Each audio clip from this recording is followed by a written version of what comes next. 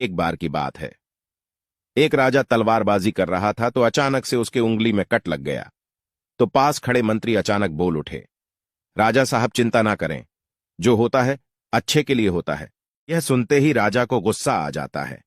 राजा उस मंत्री को कारागृह में बंद करने का आदेश दे देता है और बोलता है, इसको फांसी पर चढ़ा दिया जाए। यह सुनकर मंत्री घबरा गया। उसने राजा से निवेदन किया, महाराज, मैंने आपके यहां इतने वर्षों तक काम किया है, क्या आप मेरी अंतिम इच्छा पूरी नहीं करेंगे? राजा बोला, ठीक है, बताओ, क्या है तुम्हारी अंतिम इच्छा? मंत्री बोला, कृपया मुझे 10 दिन का समय दीजिए, उसके बाद आप मुझे जो चाहे वो सजा दे दीजिए। राजा ने उसकी अंतिम इच्छा मान ली। राजा दूसरे दिन अपने सैनिकों के साथ जंगल में शिकार पर निकला।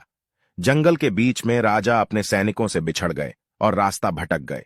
रास्ता ढूंढते हुए राजा वनवासियों के बीच पहुंच गए, जो बलि देने के लिए किसी को ढूंढ रहे थे। वनवासियों ने राजा को पकड़ लिया और वन की देवी को बलि देने के लिए ले गए। बलि देने की सारी तैयारियां पूरी हो गई। जैसे ही राजा को बलि देने के स्थान पर ले जाया गया, वहां खड़े बुजुर्ग की नजर राजा की खंडित उंगली पर पड़ी। उसने आवाज लगाई कि ये तो खंडित है, इसकी बलि नहीं दी जा सकती। तो वनवासियों ने राजा को छोड़ दिया। राजा जैसे तैसे वहां से निकला और अपने राज्य पहुंचा। सबसे पहले कारागृह में अपने मंत्री से मिलने पहुंचा। राजा ने मंत्री से कहा, आपने सही कहा था, अगर मेरी उंगली नहीं कटी होती तो मैं जिंदा नहीं होता, यानी जो होता है वो अच्छे के लिए होता है।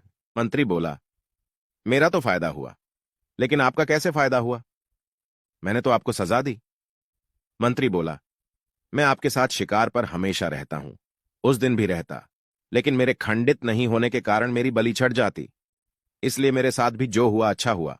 राजा प्रसन्न हुआ, लेकिन छोटी सी बात पर मंत्री को सजा देने का दुख भी हुआ।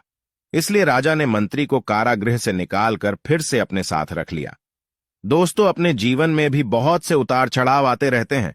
कभी कभी कुछ चीजें मन मुताबिक नहीं होती हैं। इस कारण से कभी निराश नहीं होना चाहिए। हमेशा याद रखें, जो होता है अच्छे के लिए होता है।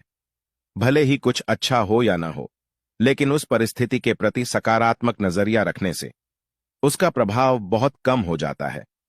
दोस्तों, अगर ये स्टोरी आपको पसंद आई तो हमारे AI डिजिटल क्रिएटर्स चैनल को सब्सक्राइब करें। धन्यवाद।